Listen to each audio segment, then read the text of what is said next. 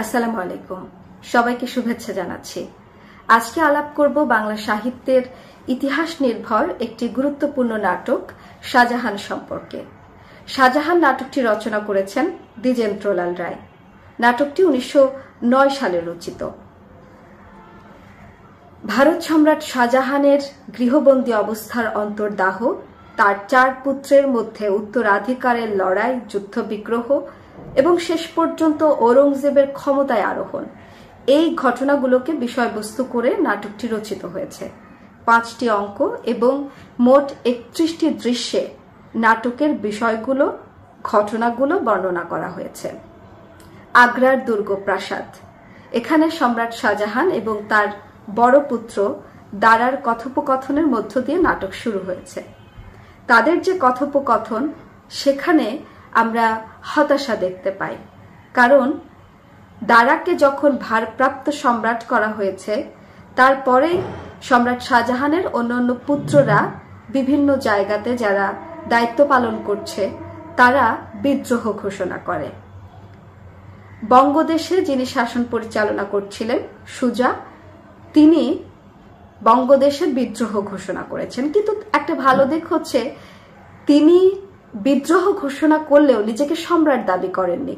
অন্যদিকে গুর্জরে সম্রাট শাহজাহানের আরেকজন পুত্র মুরাদ শাসন করছিল, সে নিজেকে সম্রাট বলে আখ্যায়িত করে। আর দক্ষিণাত্যে তার আরেকজন পুত্র ঔরঙ্গজেব, সে মুরাদকে সমর্থন জানায়। এরকম একটা পরিস্থিতিতে যখন ঘটনা নিয়ন্ত্রণের বাইরে চলে যাচ্ছে, তখন সম্রাট শাহজাহানের কন্যা জাহানারা, তিনি তার পিতাকে পরামর্শ দিলেন, বারবারই বলছিলেন যে সঠিক পদক্ষেপ নিতে, তার বিপদগামী সন্তানদের বিরুদ্ধে সিদ্ধান্ত নিতে। তখন দারা তার ভাইদের বিরুদ্ধে জয়সিংহ দিল্লির খাঁকে পাঠাতে চান, কিন্তু শাহজাহান সমর্থন করেননি। তার কাছে মনে হয়েছিল তারা তো তার সন্তান, প্রতিপক্ষ তো না, তাদেরকে যদি নির্বিবাদে রাজধানীতে আসতে দেয়া যায় তাহলে হয়তো তারা বিদ্রোহ করবে না। তারা প্রকৃত অবস্থা যদি জানতে পারে তাহলে তারা বিদ্রোহ করবে না। আর যদি তাদেরকে প্রতিহত করতে পাঠানো হয় তাহলে হয়তো ঘটনা নিয়ন্ত্রণের বাইরে চলে যেতে পারে, এমনটি চিন্তা করে। কিন্তু জাহানারা কিন্তু তাকে বারবারই বলেছে বিপদগামী সন্তানদের বিরুদ্ধে সিদ্ধান্ত নিতে। সে বলেছে যে কর্তব্য কি স্নেহের কাছে হেরে যাবে, এটাই কি ভারত সম্রাট শাহজাহানকে কি সাজে এমন আচরণ? তারপরেও কিন্তু শাহজাহান তার যে পদক্ষেপ নেয়া সেটা নেয়নি, বরং আমরা বারবারই দেখি স্নেহের কাছে পরাজিত হচ্ছেন। কারণ তার কাছে মনে হচ্ছে কার বিরুদ্ধে তিনি লড়াই করবেন, কার বিরুদ্ধে যাবেন। এখানে যে পরাজিত হবে, যেই পরাজিত হোক, শাহজাহানের তো সমান ব্যথাই লাগবে।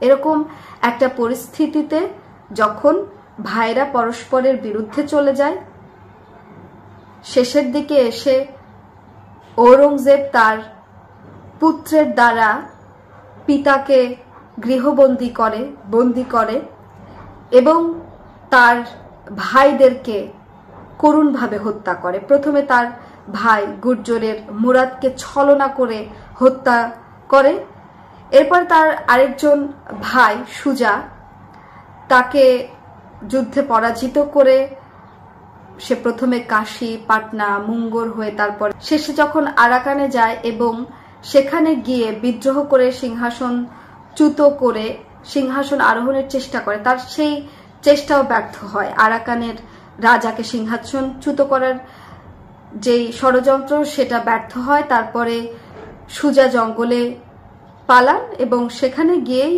মগদের হাতে করুণভাবে নিহত হয়। অন্যদিকে জিহন খাঁর তত্ত্বাবধানে বড় ভাই দারাকে করুণভাবে হত্যা করা হয়। শেষ পর্যন্ত আমরা দেখি সম্রাট শাহজাহান কিন্তু তাকে আবারও ক্ষমা করে দেন, কারণ তাছাড়া তার হাতে আর কোনো উপায় ছিল না।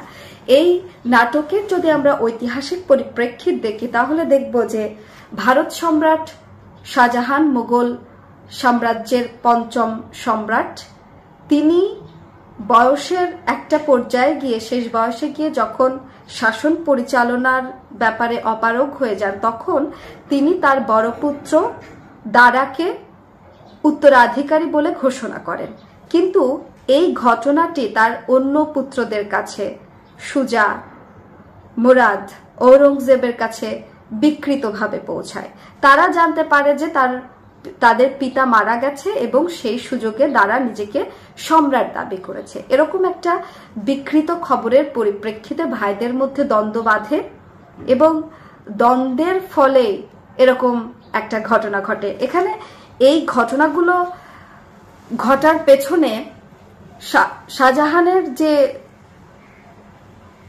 অকৃত্রিম স্নেহ সন্তানদের প্রতি, সেটা একটা বড় ভূমিকা পালন করেছে। যদি একজন পিতা না হয়ে যদি একজন সম্রাট হিসেবে তিনি ভূমিকা পালন করতেন, তাহলে ঘটনা এরকম ভাবে ঘটতো না যেমনটি ঘটেছে। এই নাটকের একটা উজ্জ্বল চরিত্র হচ্ছেন জাহানারা, যিনি তার পিতাকে এমন কিছু পরামর্শ দিয়েছেন যে পরামর্শগুলো রক্ষা করলে হয়তো ঘটনা এইভাবে ঘটতো না, এবং ঘটনা যাতে নিয়ন্ত্রণের বাইরে না যায় সেই ব্যাপারে জাহানারার এই পরামর্শগুলো কাজে লাগতে পারত।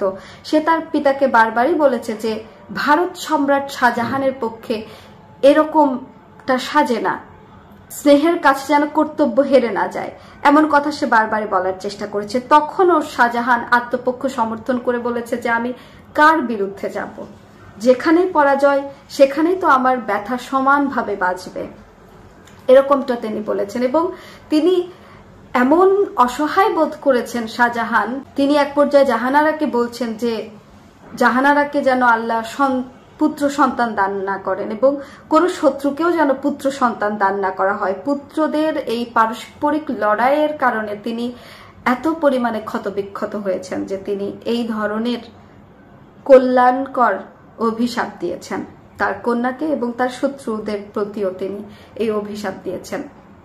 শেষ পর্যন্ত শাহজাহান এটা আশা করেছেন যে তিনি স্নেহ দিয়ে হয়তো তার সন্তানদেরকে নিয়ন্ত্রণ করতে পারবেন।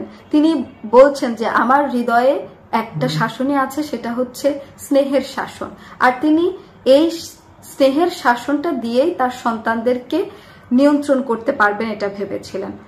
তিনি চেয়েছিলেন যে তার সন্তানরা রাজধানীতে চলে আসবে, তারপরে তিনি হয়তো স্নেহ দিয়ে বশ করবেন, এইটা তার বিশ্বাস ছিল। কিন্তু যখন দেখলেন তার পুত্র ঔরঙ্গজেব তার সন্তান মুহাম্মাদের দ্বারা তাকে বন্দী করছে, তখন তার এই স্নেহের যে ঘোর সেটা অনেকটা কেটে যায়। তখন কিন্তু শাহজাহান একেবারে বিস্মিত হয়ে যান। তিনি বলেন যে এই পিতারা যেন সন্তানদেরকে নিজে না খেয়ে না খাওয়ান, সন্তানদেরকে যেন পুত্র সন্তানদেরকে যেন বুকে নিয়ে ঘুম না পাড়ান, তাদের মুখের হাসি দেখার জন্য যেন স্নেহের হাসি না হাসেন। পুত্র সন্তানেরা হচ্ছে কৃতজ্ঞতার অঙ্কুর, তারা এক একটা শিশু শয়তান, তাদেরকে হাত পেটা রাখা উচিত এবং তাদেরকে সকাল বিকাল কষাঘাত করা উচিত। কতটা অসহায়তার মধ্যে গেলে এমন কথা একজন সম্রাট বলতে পারেন। এভাবেই আর কি ষষ্ঠ সম্রাট হিসেবে ঔরঙ্গজেব ক্ষমতায় আসেন। দ্বিজেন্দ্রলাল রায় দেখানোর চেষ্টা করছেন ক্ষমতার অভ্যন্তরে কি পরিমাণ কলহ এবং তাদের পারিবারিক সম্পর্ক, ভাইয়ের সম্পর্ক কিভাবে রক্তাক্ত হয় ক্ষমতার কারণে, সেটা দেখানোর চেষ্টা করেছেন। আজকের আলাপে পর্যন্তই, পরবর্তী আলাপে আমন্ত্রণ জানিয়ে বিদায় নিচ্ছি। আল্লাহ হাফেজ।